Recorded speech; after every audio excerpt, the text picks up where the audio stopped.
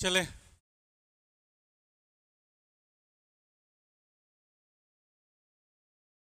Number system, ये सारा point पढ़ना है।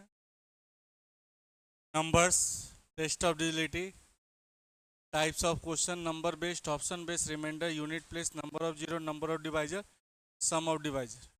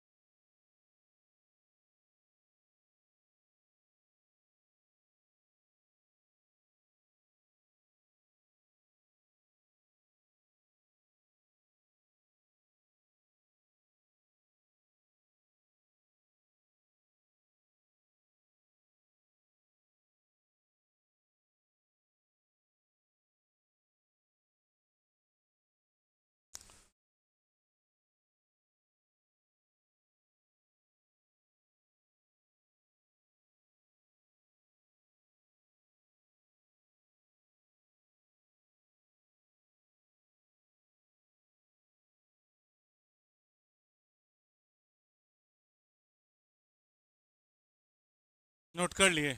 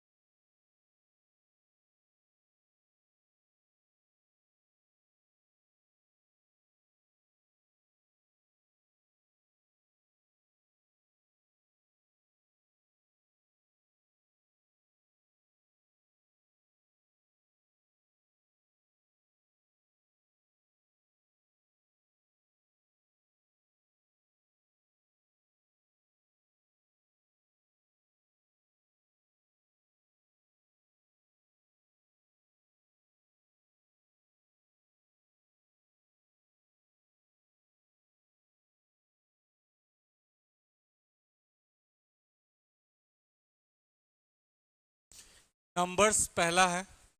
नंबर्स मतलब क्या हो गया? संख्याएं। तो कौन कौन सी संख्या है पता है?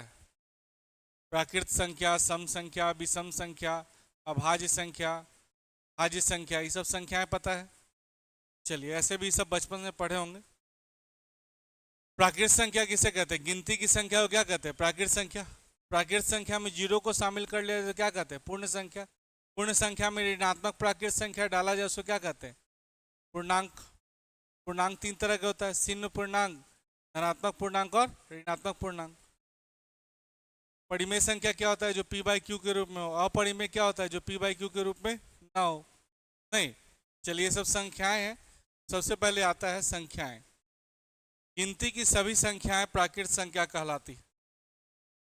गिनती की सभी संख्याएं क्या कहलाती है? प्राकृत संख्या। यानी काउंटिंग का जितना भी नंबर्स है उसको क्या कहते हैं? प्राकृत संख्या। गिनती की सभी संख्याएं क्या कहलाती है? प्राकृत संख्या। क्लियर? गिनती की सभी संख्याएं प्राकृत संख्या कहलाती है। जैसे एग्जांपल 1 2 3 4 5 अप टू कहाँ तक? इन्फिनिटी तक। गिनती की सभी संख्याएं प्राकृत संख्याएं कहलाती हैं। ठीक है।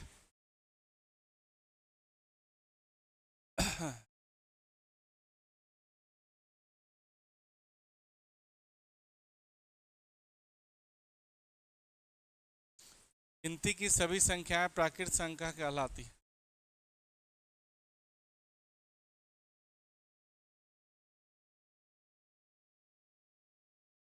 चले।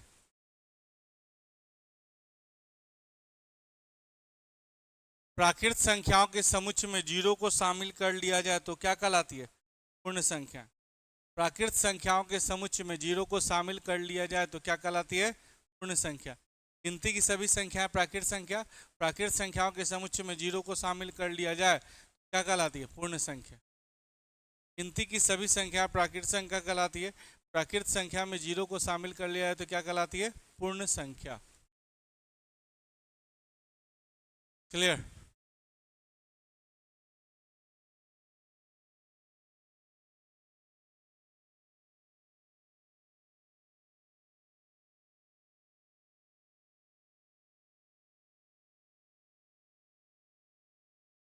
प्राकृत संख्याओं के समुच्चय में जीरो को शामिल कर लिया जाए तो क्या कहलाती है? पूर्ण संख्या। ठीक है।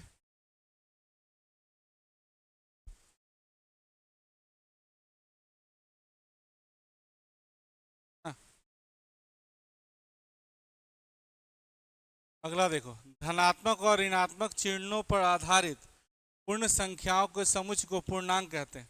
पूर्णांक में क्या हो जाएगा? निगेटिव वाला भी आएगा और पॉजिटिव वाला भी और जीरो वाला भी। पूर्ण संख्याओं के समुच्चय में प्राकृत संख्याओं का ऋणात्मक रूप भी शामिल कर लिया जाए। पूर्ण संख्या जीरो से था, अब प्राकृत संख्या यानी कि नेचुरल नंबर का निगेटिव फॉर्म भी, नेचुरल नंबर का निगेटिव फॉर्म भी डाल दिया जाए तो क्या कहलाता है? पूर्णांक। पूर्णांक कितने तरह के होते हैं? तीन तरह के, धनात्मक पूर्णांक, ऋणात्मक पूर्णांक, शून्य पूर्णांक।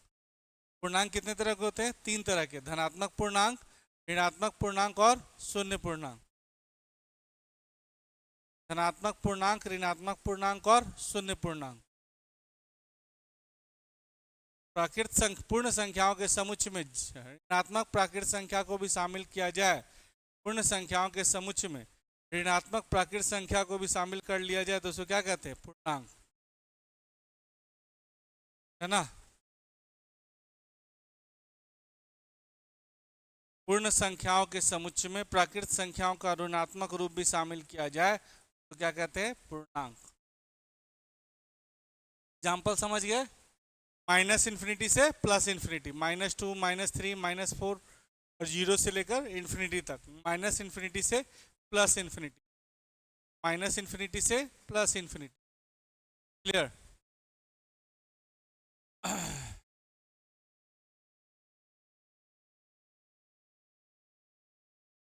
Minus infinity two plus infinity.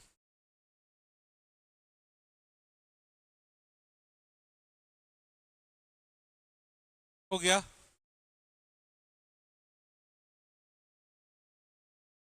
दो से पूर्णतः विभाजित होने वाली संख्याएं क्या कहलाती है? सम संख्या। वैसी संख्याएं जो दो से पूरी तरह से क्या हो जाए? कट जाए। दो से पूरी तरह से कटने वाली संख्याएं क्या कहलाती है? सम संख्या। क्या जीरो एक सम संख्या है कि विषम संख्या?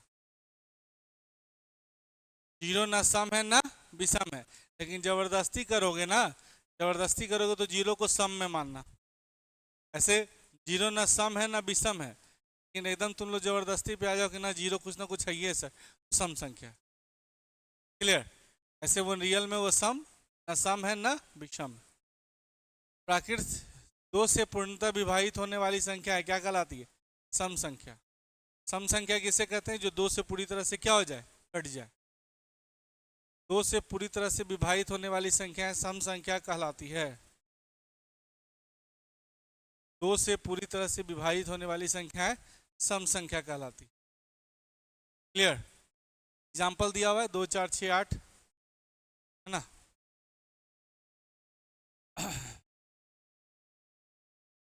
विषम संख्या किसे कहते हैं बताओ? जो दो से ना कटे, जो दो से पूर्णतः विभाजित ना हो उसको क्या कहेंगे? विषम संख्या। जो दो से पूर्णतः विभाजित ना हो उसे क्या कहेंगे? विषम संख्या। जो दो से पूर्णतः विभाजित ना हो उसे क्या कहेंगे? विषम संख्या।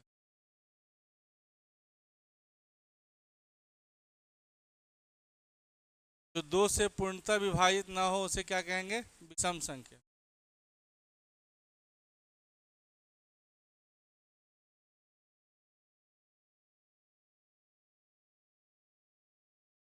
दो से पूर्णतः विभाजित ना हो उसे क्या कहेंगे? विषम संख्या।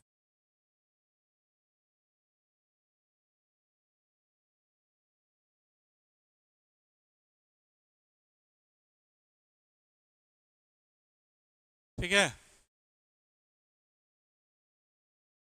दिक्कत है यहाँ तक? सब छोटा छोटा बात है, पहले से भी आप लोगों को पता है। अब आता है अभाज्य संख्या। एक से बड़ी वह संख्या जो खुद से कटे, एक से कटे। एक से बड़ी वह संख्या जो खुद से कटे और एक से कटे, यानी वैसी संख्याएं जिसके दो फैक्टर हो। वैसी संख्याएं जिसके दो फैक्टर हो। दो जो है खुद से कटेगा, नहीं तो एक से कटेगा। तीन जो है खुद से कटेगा या एक से कटेगा। क्लियर? एक से बड़ी वह संख्या जो खुद से कटे या एक से कटे, यानी वैसी संख्याएं जिसके दो फैक्टर हो। एक से बड़ी वह संख्या जो खुद से कटे और एक से कटे, यानी वैसी संख्याएं जिसे कितने फैक्टर हो, दो फैक्टर हो। एक से बड़ी वह संख्या जो खुद से कटे और एक से कटे, उसको क्या कहेंगे? अभाज्य संख्या या रूढ़ संख्या। रूढ़ संख्या या अभाज्य संख्या। एक से बड़ी वह संख्या जो खुद से कटे या एक से कटे।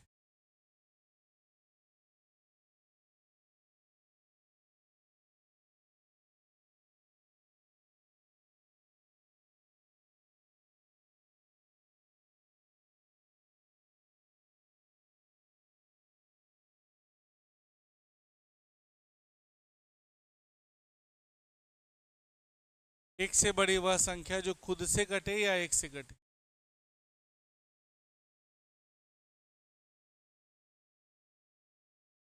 यानी पहली अभाज्य संख्या कौन होगी? दो। पहली अभाज्य संख्या जो सम संख्या है कौन? दो। पहली अभाज्य संख्या जो विषम संख्या है कौन? तीन। पहली अभाज्य संख्या दो। पहली अभाज्य संख्या जो सम संख्या है दो। पहली अभाज्य संख्या जो विषम संख्या है तीन। क्लियर? एक शामिल नहीं है भाई। एक का तो सिर्फ एक ही फैक्टर होगा एक, लेकिन जिसके दो फैक्टर हो, यानी एक भी होना चाहिए और खुद भी होना चाहिए। एक का केवल एक ही फैक्टर एक नहीं, तो ऐसी संख्या है जिसके दो फैक्टर हो, यानी खुद से कटे और एक से कटे। पहली अभाज्य संख्या दो। पहली अभाज्य संख्या जो सम संख्या है दो। पहली अभाज्य संख्या जो विषम संख्या है तीन। पहली अभाज्य संख्या जो विषम संख्या है तीन। क्लियर? चले बताओ, भाज्य संख्या या यौगिक संख्या किसे कहते हैं बोलो? एक से बड़ी वह संख्या जो एक से कटे, खुद से कटे, इसके अलावा कम से कम एक और अन्य संख्या से भी कटे, यानी जिसके तीन या तीन से ज्यादा फैक्टर हो।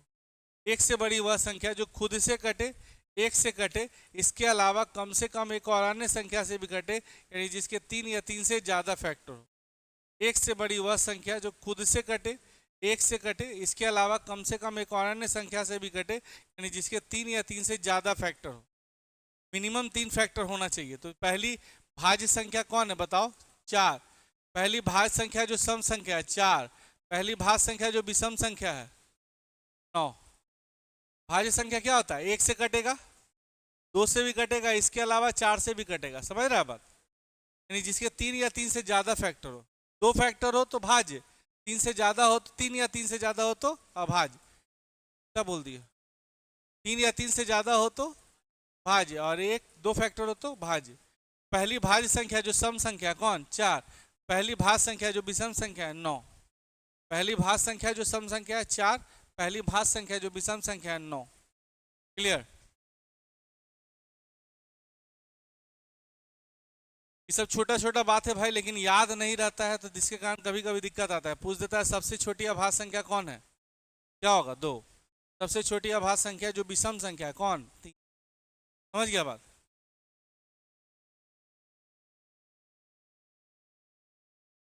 बताओ, सह अभाज्य संख्या नाम सुने हैं? को प्राइम नंबर। जब दो संख्याओं का एचसीएफ क्या हो? वन। जब दो या दो से अधिक संख्याओं का एचसीएफ वन हो, यानी कॉमन क्या होना चाहिए? वन। उन्हें क्या कहते हैं? अभाज्य संख्या। सहअभाज्य। सहअभाज्य यानी को प्राइम। को प्राइम क्या होता है? जब दो या दो से अधिक संख्याओं का एचसीएफ वन हो। कॉमन अगर वन होगा तो को प्राइम। और अगर ट्विंस को प्राइम किसे कहते हैं? जब दो प्राइम नंबर का एचसीएफ, दो कंजिक्यूटिव प्राइम नंबर का एचसीएफ वन हो, उसको कहते हैं ट्विंस को प्राइम। ट्विंस का मतलब क्या होता है? जुड़वा। जुड़वा सहअभाज्य का मतलब क्या? दो प्राइम नंबर, लेकिन कंजिक्यूटिव प्राइम नंबर, लगातार प्राइम नंबर। जुड़वा किसको कहते हैं? जो एगो आया फिर तुरंत आ गया। नहीं, तो जब दो कंजिक्यूटिव प्राइम नंबर का एचसीएफ 1 हो तो उसको क्या कहते हैं? ट्विंस को प्राइम। और किसी भी दो नंबर का एचसीएफ 1 हो तो उसको कहेंगे को प्राइम। किसी भी दो नंबर का एचसीएफ 1 हो तो उसको क्या कहेंगे? को प्राइम। और जब दो प्राइम नंबर का एचसीएफ 1 हो और दोनों कंजिक्यूटिव प्राइम नंबर हो तो उसको क्या कहेंगे? ट्विंस को प्राइम। ट्विंस का मतलब क्या होता है? जुड़वा। क्लियर? दो या दो से अधिक संख्याओं जिसमें एक के अतिरिक्त उभयनिष्ठ गुणनखंड नहीं हो, यानी जिसका कॉमन फैक्टर केवल क्या हो? 1। जिनका कॉमन फैक्टर क्या हो? 1।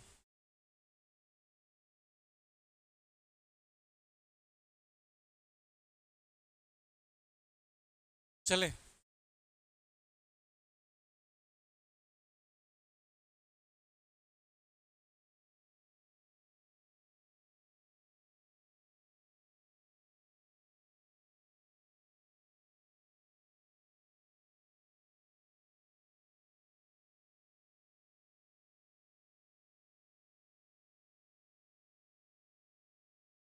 हो गया।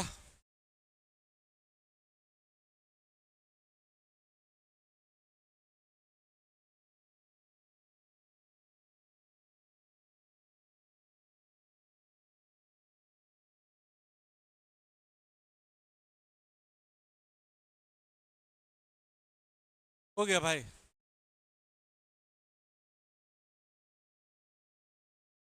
परिमेय संख्या किसे कहते हैं? जो p बटा q के रूप में हो, q बराबर 0 ना हो, p q इंटीजर हो और p और q का कॉमन फैक्टर 1 हो। p बाई q के रूप में होना चाहिए, p और q पूर्णांक होना चाहिए, पूर्णांक होना चाहिए, p तथा q का कॉमन फैक्टर 1 होना चाहिए,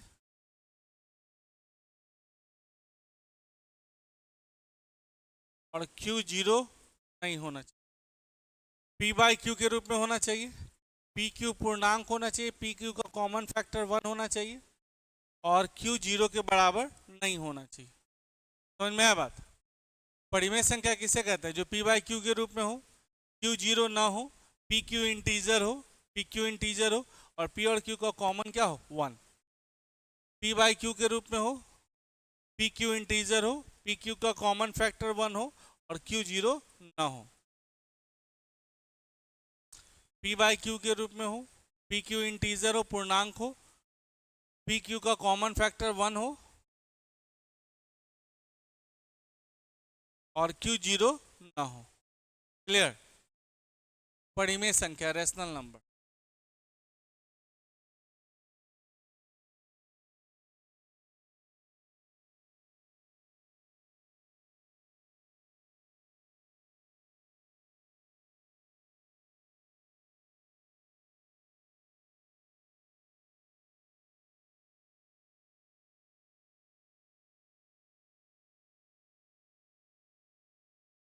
समझ गया ना?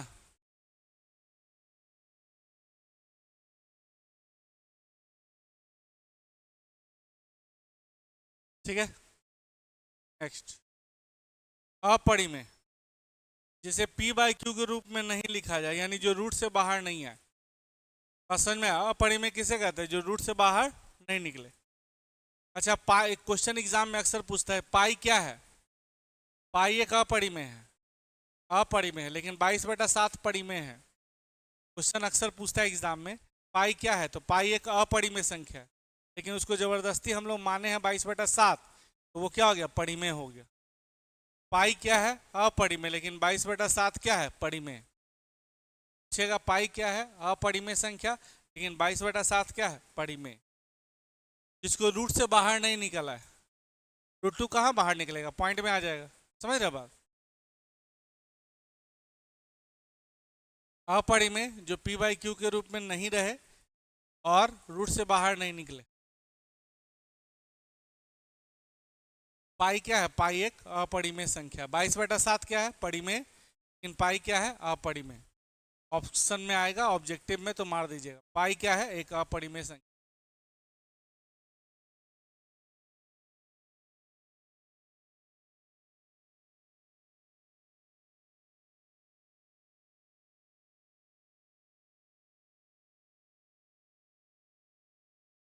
पाई क्या है? एक अपरिमेय। चलिए, परिमेय और अपरिमेय से बने समुच्चय को वास्तविक संख्या यानी रियल नंबर कहते हैं। रियल नंबर किसे कहते हैं? जिसमें परिमेय भी आए और अपरिमेय। वास्तविक संख्या किसे कहते हैं? जिसमें परिमेय भी आए और अपरिमेय भी। Real number. परिमेय संख्या भी वास्तविक संख्या है, अपरिमेय संख्या भी वास्तविक संख्या। जिसमें परिमेय और अपरिमेय दोनों आए उसको कहते हैं रियल नंबर यानी वास्तविक संख्या। परिमेय और अपरिमेय दोनों आए उसको कहते हैं रियल नंबर यानी वास्तविक संख्या।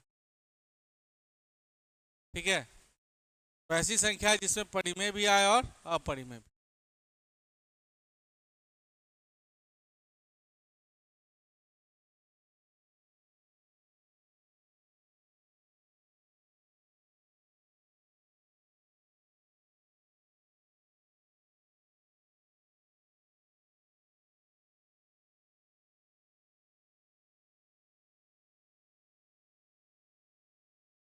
परिमेय और अपरिमेय संख्याओं के समुच्चय को क्या कहते हैं? वास्तविक संख्या।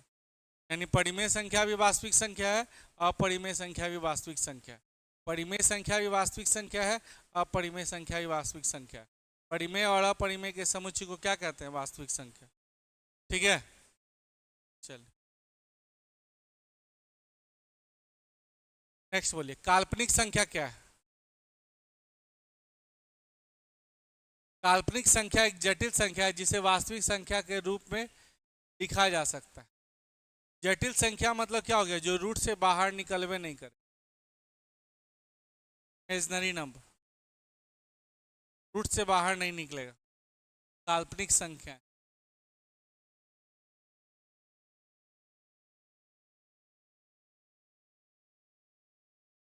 कि रूट अंडर -1 बराबर क्या होता है? आई, आयोटा। रूट अंडर -2 क्या होगा बताओ? रूट अंडर में -1 क्या डिनोट करता है? आई। आई यानी क्या? आयोटा।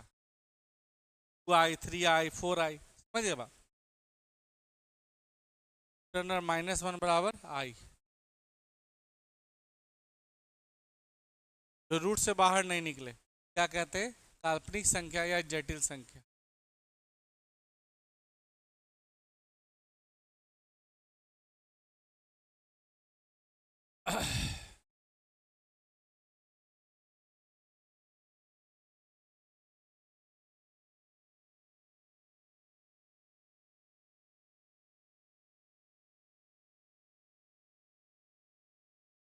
चले,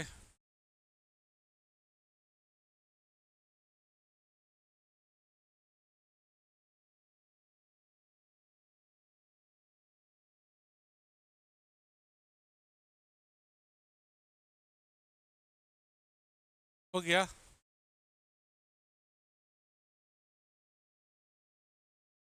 जटिल संख्या किसे कहते हैं? कॉम्प्लेक्स नंबर किसे कहते हैं? कॉम्प्लेक्स नंबर में एक रियल नंबर आता है और एक इमेजिनरी नंबर आता है। कॉम्प्लेक्स नंबर में एक रियल नंबर होगा और एक इमेजिनरी नंबर।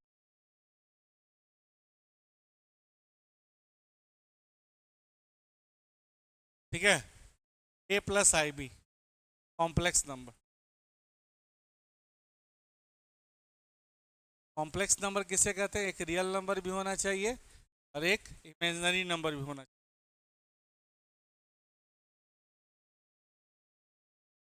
कॉम्प्लेक्स नंबर एक रियल नंबर भी और एक इमेजिनरी नंबर।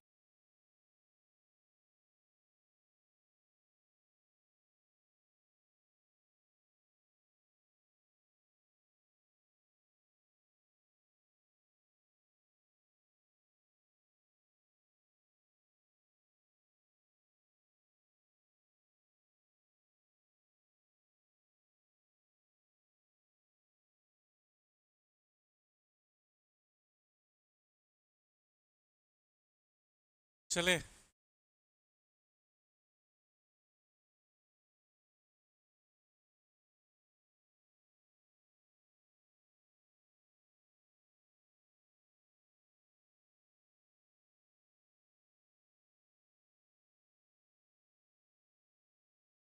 ठीक है।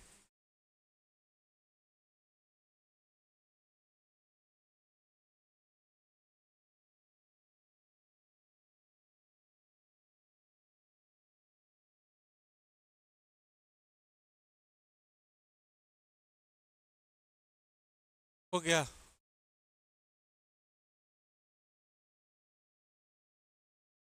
अब टेस्ट ऑफ जिबिलिटी की बात करते हैं। कटने का नियम याद है? 1 2 3 4 5 6, ये कोई नंबर है, क्या है लिखा हुआ? पढ़ो तो, पढ़ो तो क्या लिखा हुआ? भाग गया। 1 2 3 4 5 6, बताओ क्या लिखा हुआ? बहुत अच्छे। 1,23,400। दो से कटने का नियम क्या है? जिस नंबर का यूनिट प्लेस दो से कट जाए। चार से कटने का नियम क्या है? लास्ट का दो डिजिट चार से कट जाए। आठ से कटने का नियम क्या है? लास्ट का तीन डिजिट आठ से कट जाए। बात समझ में आया? दो से कटने के लिए यूनिट प्लेस कटना चाहिए। चार से कटने के लिए लास्ट का दो नंबर चार से कटना चाहिए। आठ से कटने के लिए लास्ट का तीन नंबर आठ से कटना चाहिए। क्लियर? तीन से कटने के लिए अंकों का योग तीन से कटना चाहिए। नौ से कटने के लिए अंकों का योग नौ से कटना चाहिए। दो से कटने के लिए यूनिट प्लेस कटना चाहिए। चार से कटने के लिए लास्ट का दो डिजिट यानी इकाई और दहाई से बनी संख्या चार से कटना चाहिए। आठ से कटने के लिए इकाई दहाई और सैकड़ा से बनी संख्या आठ से कटना चाहिए। तीन से कटने के लिए अंकों का योग तीन से कटना चाहिए। नौ से कटने के लिए अंकों का योग नौ से कटना चाहिए। पाँच से कटने के लिए यूनिट प्लेस पे या तो जीरो या पाँच होना चाहिए, और 10 से कटने के लिए यूनिट प्लेस पे जीरो होना चाहिए। बात समझ में आ रहा है? पाँच से कटने के लिए यूनिट प्लेस पे या तो पाँच या जीरो होना चाहिए, 10 से कटने के लिए यूनिट प्लेस पे जीरो। 11 से कटने के लिए अल्टरनेट नंबर के सम का डिफरेंस। बोलिए सर। 6 4 10 2 12, 5 3 8 1 9, इनका अंतर या तो जीरो होना चाहिए या 11 से कटने वाली कोई संख्या।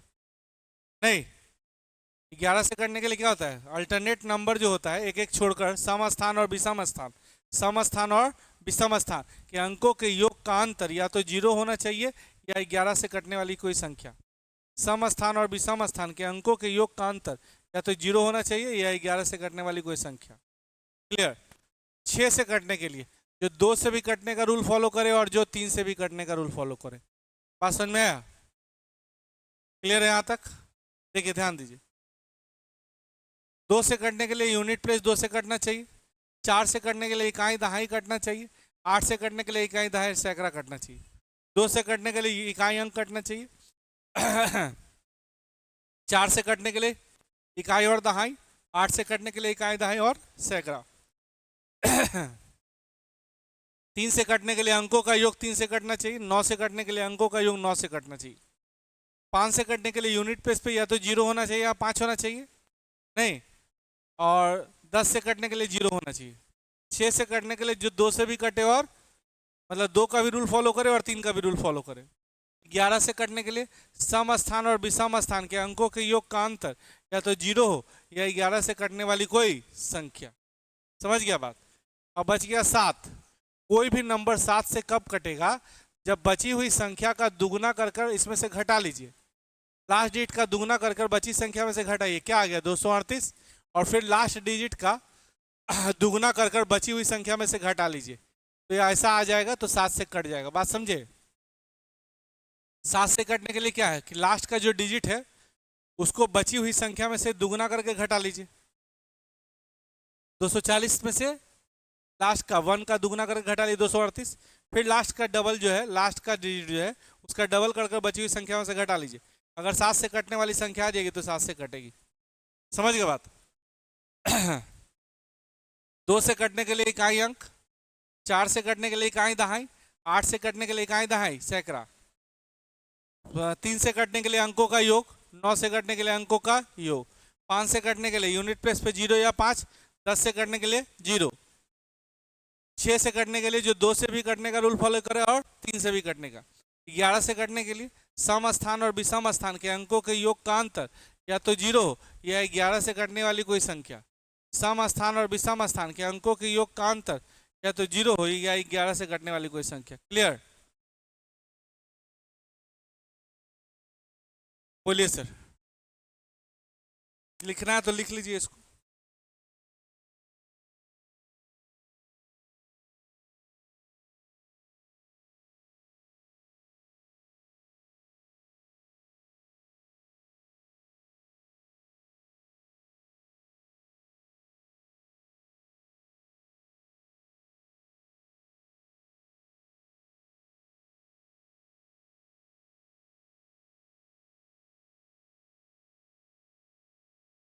ठीक है।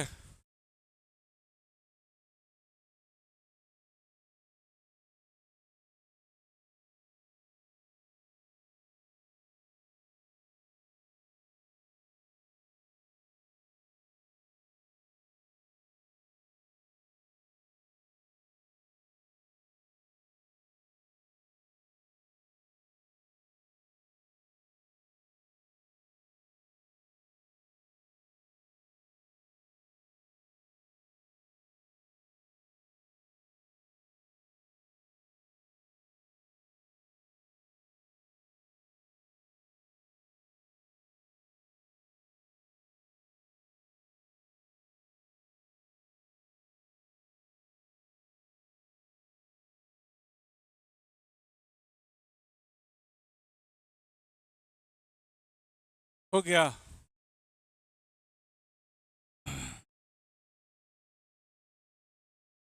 हो गया। चल।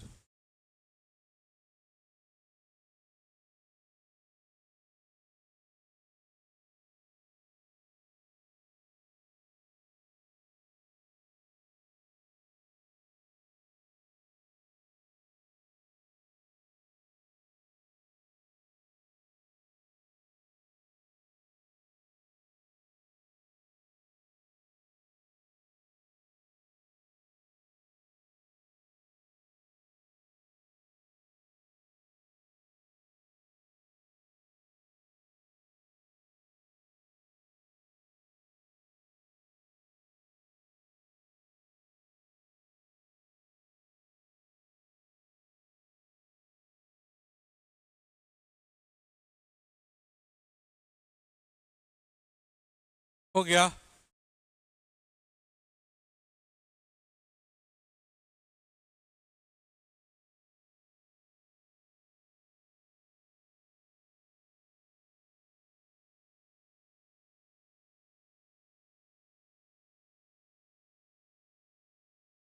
बोलिए सर।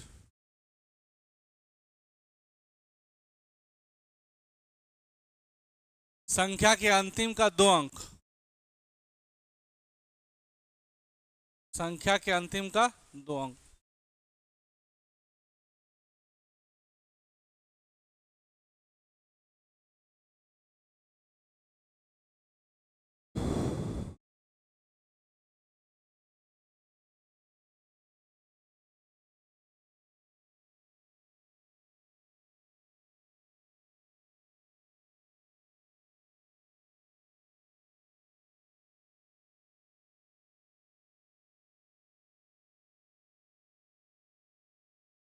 हो गया।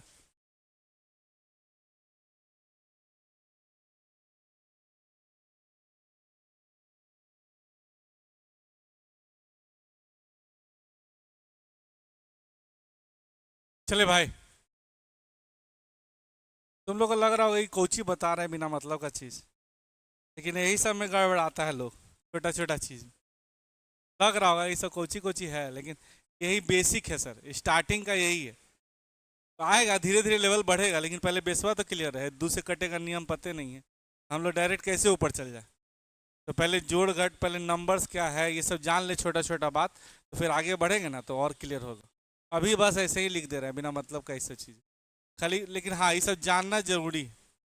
छोटा छोटा बात है लेकिन जानना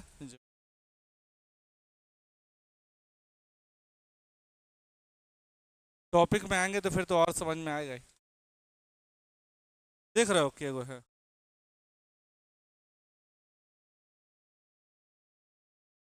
से 2 250 स्लाइड है, तो 2 250 स्लाइड है तो नॉर्मल सा है, देखो है ना। बहुत सारा बात होगा, तो पहले बेसिक बात तो हम लोग सीख लें, छोटा छोटा बात है ना। 6 से कटने का नियम तो समझ गए थे, जो 2 से भी कटने का रूल फॉलो करे और 3 से भी कट। ऐसे किताबी भाषा में लिखा हुआ होगा, इसको देख लेना।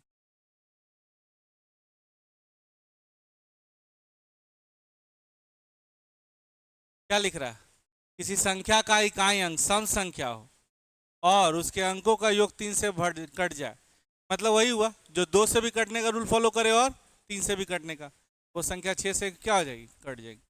जो 2 से भी कटने का रूल फॉलो करे और 3 से भी कटने का, तो वह संख्या 6 से कट जाएगी। क्लियर?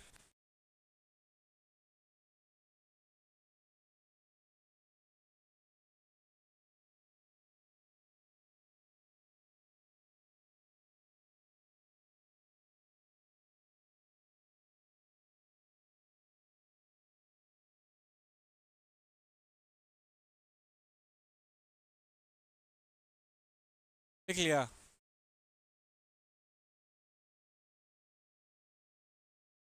सात से कटने का नियम,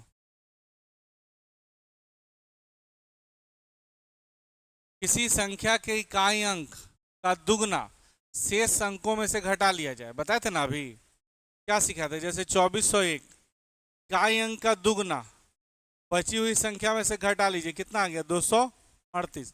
अब फिर घटाइए, तो 7 का मल्टीपल आ रहा है तो 7 से कटेगा नहीं। यूनिट प्लेस का डबल करके बची संख्या में से घटा लिए, अब जो आया फिर यूनिट प्लेस का डबल करके बची संख्या में से घटा लिए। यूनिट प्लेस का डबल करके, ये वाला मिलेगा नहीं बहुत जगह, 7 से कटने का नियम, ठीक है? आप लोग याद रखिएगा, यूनिट प्लेस का डबल करके बची हुई संख्या में से घटा लेना।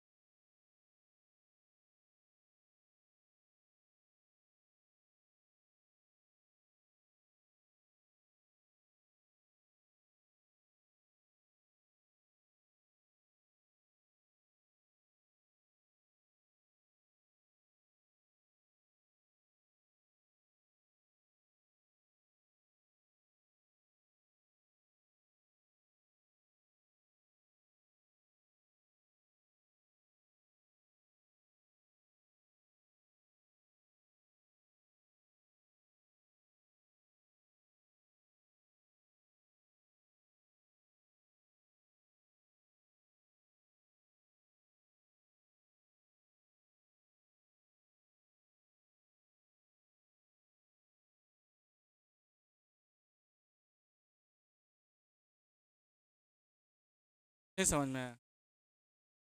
कोई भी नंबर है ना, इसका इकाई अंक कितना है? एक का दुगना जो है, और बचल संख्या में से घटा लेना। अब जो लास्ट वाला है, तो ये लास्ट वाला का डबल, उसके पहले वाली जो बची हुई संख्या में से उसमें से घटा लेना। और 7 का गुना जैसे 7, 14, 21, 28, तो 7 से कटेगा। इसका दुगना करके घटा लिए बचलका में से, और फिर जो आया उसका दुगना करके बचलका में से घटा लिए, तो 7 से कटेगा। तो 7, 14, 21, 28 ये सब आता तो 7 से कट जाता। क्लियर?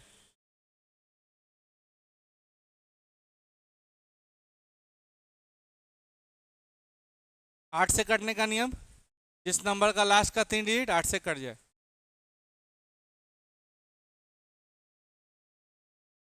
चले,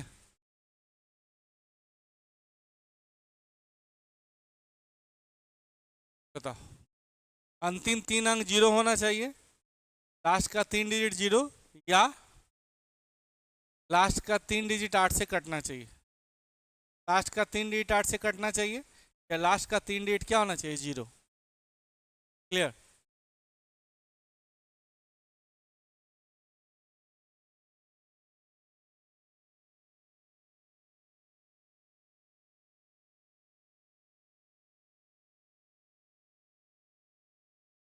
हो गया ना?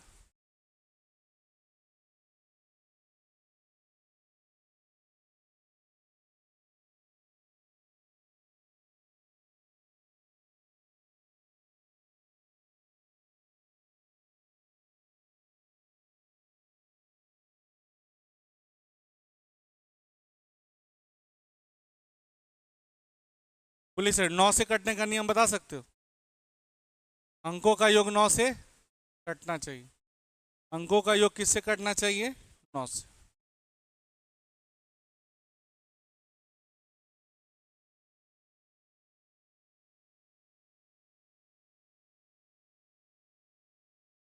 9 से कटने के लिए अंकों का योग 9 से कट।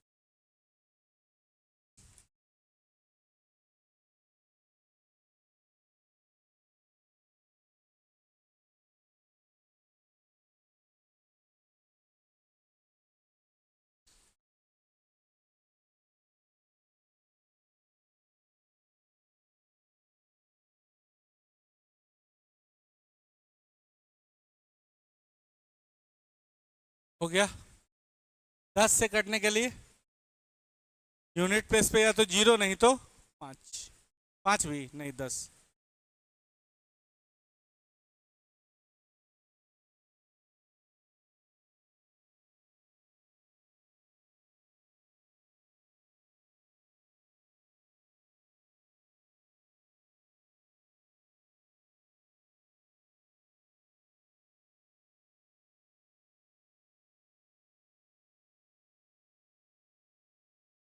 लास्ट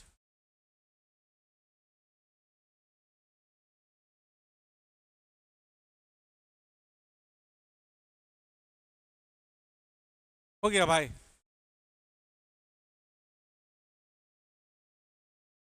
ग्यारह से कटने का नियम तो बताए थे,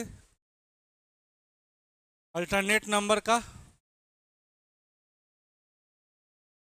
नहीं, हाँ या तो 0 हो या 11 से कटने वाली कोई संख्या, एक से और छोड़ के नहीं। जैसे देखो कोई भी नंबर है 1 2 3 4 5 6, एक छोड़ के बात करो तो 6 4 9 9 3 और 6 4 10 2 12, 5 3 8 है 1 9, दोनों का अंतर 0 आता या 11 आता तो 11 से कटता। नहीं समझा बा? कोई भी नंबर तो एक एक छोड़कर सम स्थान और विषम स्थान, इवन ऑड प्लेस और इवन प्लेस जो डिजिट है उनके सम का डिफरेंस या तो 0 हो या 11 से कटने वाली कोई संख्या। इवन प्लेस और ऑड प्लेस पर जो डिजिट हो, इवन प्लेस और ऑड प्लेस पर जो डिजिट हो उनके अंकों के योग का अंतर या तो 0 हो या 11 से कटने वाली कोई सम स्थान और विषम स्थान के अंकों के योग का अंतर या तो 0 हो या 11 से कटने वाली कोई संख्या। क्लियर?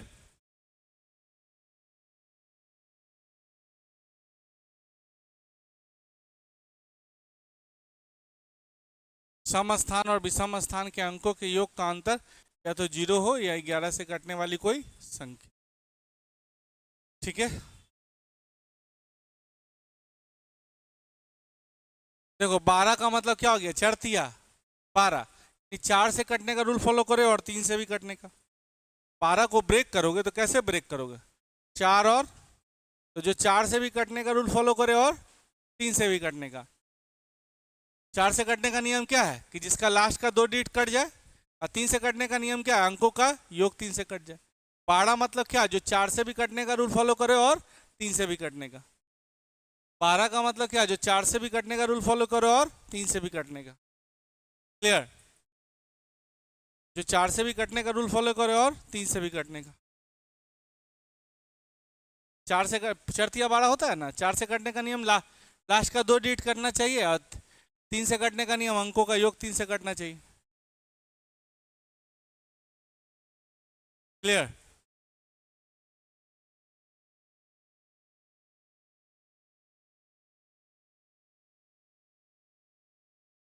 सब छोटा छोटा बात था लेकिन आप लोग को जानना जरूरी था, है ना। चलें, जो 4 से भी कटने का रूल फॉलो करे और 3 से भी कटने का।